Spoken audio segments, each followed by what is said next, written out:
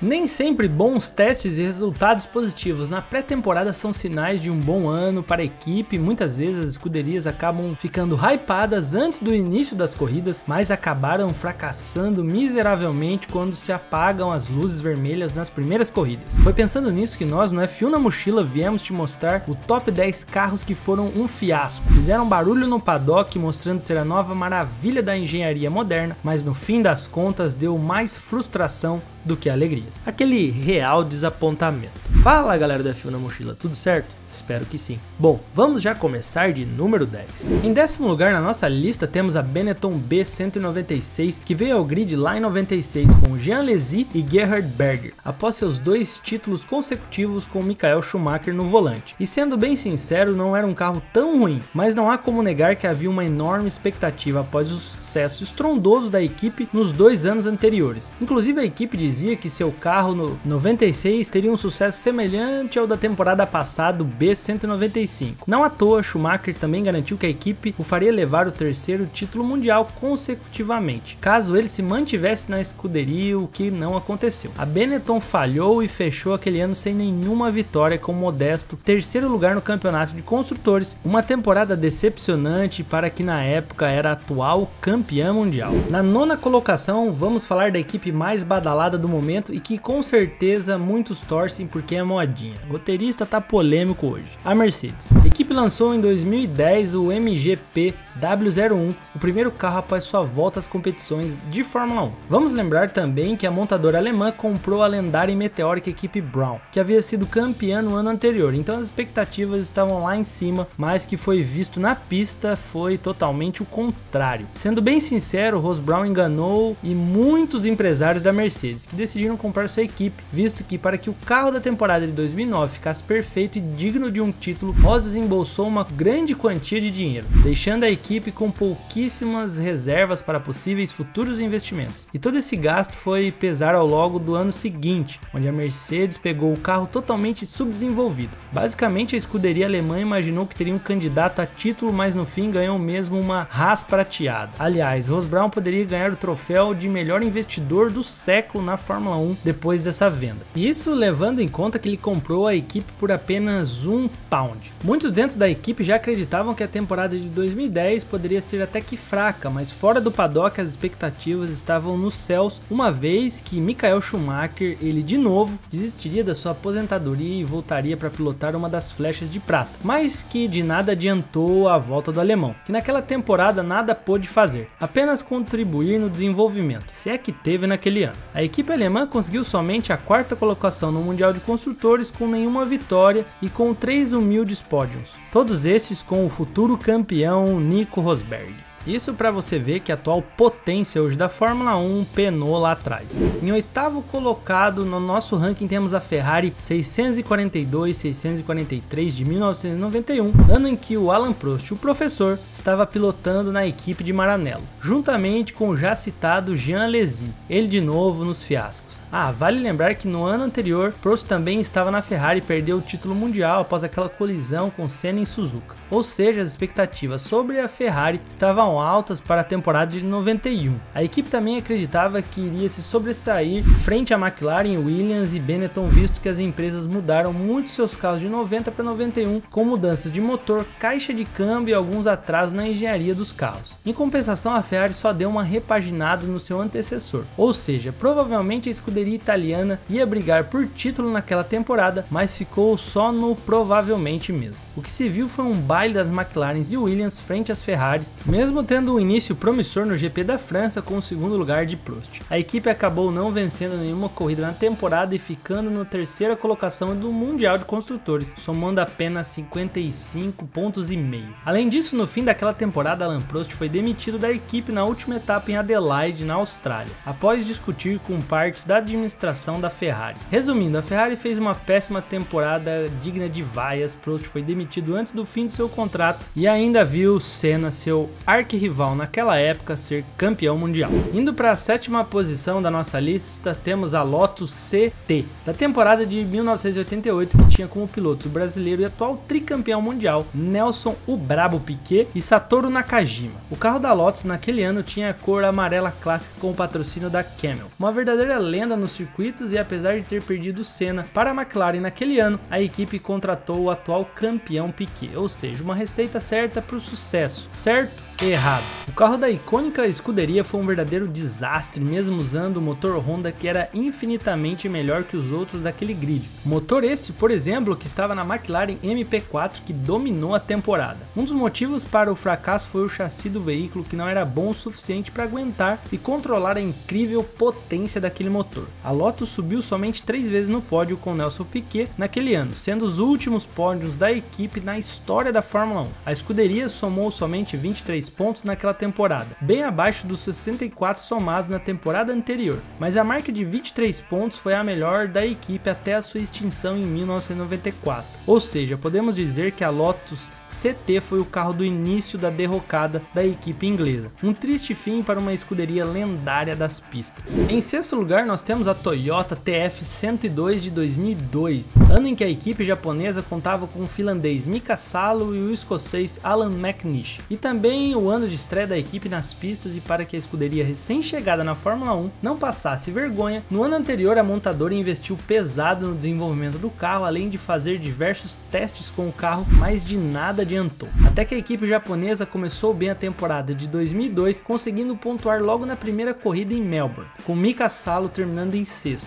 Mas isso foi muito mais sorte do que mérito, visto que naquela corrida mais da metade do grid inicial acabou abandonando após diversos incidentes na pista. Sendo mais preciso, somente 8 carros cruzaram a linha de chegada naquele GP de estreia em Melbourne, ou seja, Mika Salo terminou em antepenúltimo. Depois de Melbourne, a equipe japonesa só veio pontuar em Interlagos na 3ª etapa da temporada, mas depois de lá foi só ladeira abaixo. A equipe não conseguia acompanhar o desenvolvimento do carro, o que foi deixado para trás no grid, e terminando a temporada na penúltima colocação de construtores, tendo apenas 2 pontos e somente à frente de Arrows, equipe que nem terminou a temporada. Um início melancólico para uma equipe que demonstrava ter potencial para grandes coisas dentro da Fórmula 1, e que, convenhamos, Toyota é um nome forte no cenário automobilístico, só não foi forte na Fórmula 1, uma pena. No meio da nossa lista, na 5ª colocação, temos a McLaren MP4 30 de 2015, que foi pilotada por nada mais nada menos que a dupla Fernando Alonso e Jenson Button, um bicampeão mundial e outro campeão em 2009. Além da volta da parceria com a Honda, vocês concordam que tinha tudo para dar certo? Pois é, tinha. A Honda cedeu à McLaren um motor totalmente desatualizado com propulsores feitos no ano anterior, em 2014, isso resultou em uma enorme desvantagem para a equipe inglesa. Tudo isso fez com que o desenvolvimento do motor acontecesse durante a temporada, o que complicou ainda mais os resultados da escuderia, que terminou o ano na humilde 9ª colocação, com apenas 27 pontos somados e tendo como melhor resultado o 5º lugar no GP da Hungria, um resultado humilhante para uma equipe da história e do peso da McLaren. De acordo com Alonso e Button, o real problema na temporada foi o motor, pois o chassi estava perfeito para o carro. Será mesmo que a equipe poderia ter batido de frente com as Mercedes naquela temporada? Pois pilotos de alto calibre tinha. Deixa aí nos comentários se eles se sairiam bem nessa batalha.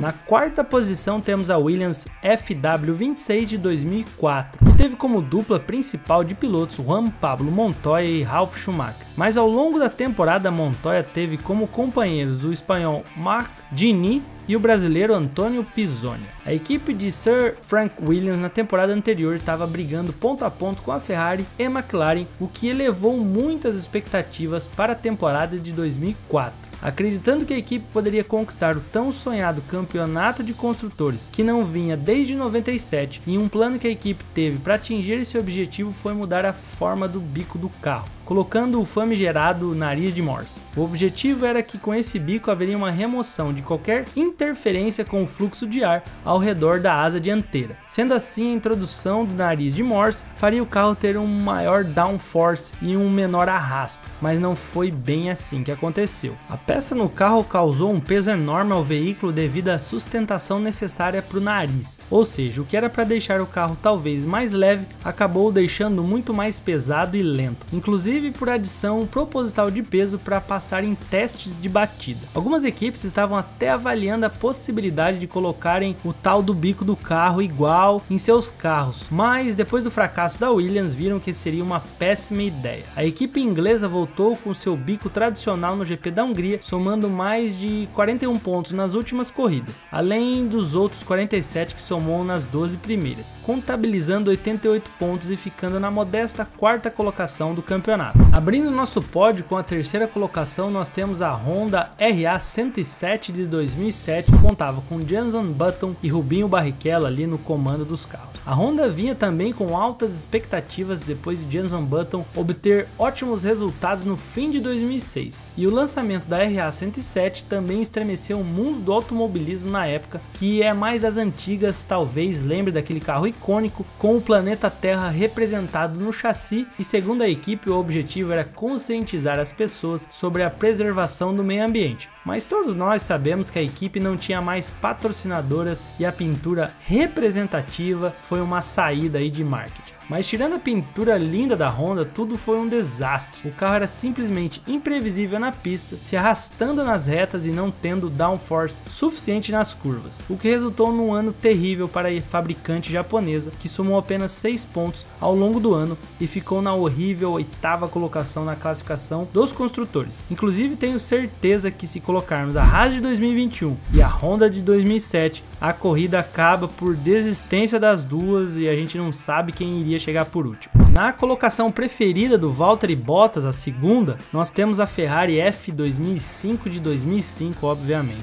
O que era pilotado pelo piloto heptacampeão Michael Schumacher e de novo o nosso Rubinho Barrichello em seu último ano pela escuderia de Maranello. Nesse ano foi o carro que pôs fim à sequência de 5 anos de dominação de Schumacher nas pistas, e o motivo desse fracasso foi atribuído a Bridgestone, que era a fornecedora dos pneus da equipe na época, por não ter produzido um pneu adequado para as novas regras de troca de pneus que foram aderidas naquela época. Mas também houve outro problema para a equipe. As novas regras determinaram uma maior restrição ao difusor do veículo, tendo que apresentar um maior downforce na área central. Sendo assim, foi impedida uma maior abertura do difusor no veículo, o que impossibilitou o sucesso da F2005 igual em anos anteriores. A Ferrari acabou vendo a Renault se sagrar campeã dos construtores naquele ano e ficou em terceiro lugar com 100 pontos somados, atrás também da McLaren. E aqui um fracasso entre aspas para a equipe multicampeã, pois chocou muitos que esperavam por mais um título do alemão, mas a gente viu uma nova equipe surgindo aí, inclusive foi bom pro esporte.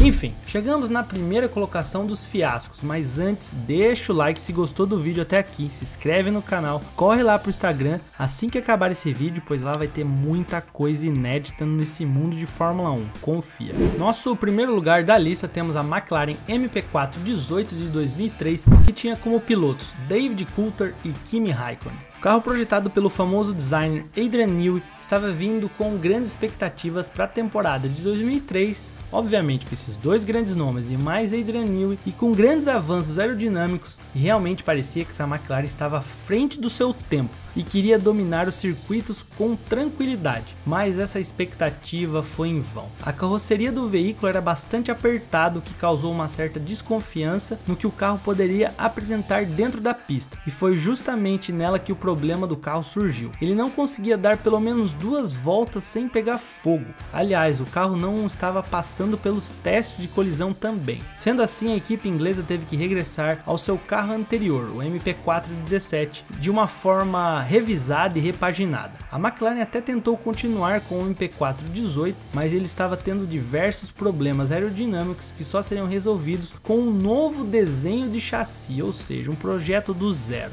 Usando o MP4 2017, a McLaren alcançou o terceiro lugar do campeonato de construtores com 142 pontos. O MP4-18 se tornou um carro que nunca foi à pista, mas serviu como base para o MP4-19, que veio às pistas em 2004. Curioso é que Newey percebeu o problema rápido a ponto de ter a solução, era redesenhar o chassi, como dito antes, porém quando ele levou a ideia para os diretores da equipe, ele foi esnobado, os votos foram contra e aí deu no que deu, ou seja, os caras não botaram fé na genialidade e na solução de Adrian Newey. E você, fã de Fórmula 1, acha que alguma equipe está apresentando altas expectativas, poderá ser um fiasco esse ano? Quem vai superar as suas expectativas? Quem vai ser a vergonha da temporada? Será que vai ser um domínio de alguma equipe ou vai ser tão disputado quanto 2012? Deixa aqui nos comentários sua opinião, sugere vídeos aí pra nós, estamos anotando tudo e produzindo sempre que possível.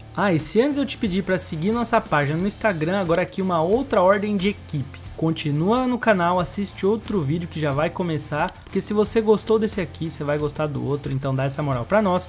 E rapidinho, se lembra de outros fiascos do passado que a gente deixou de fora da lista, faz essa, coloca aí, comenta pra nós, pra gente debater e trocar uma ideia. Tamo junto e até o próximo vídeo.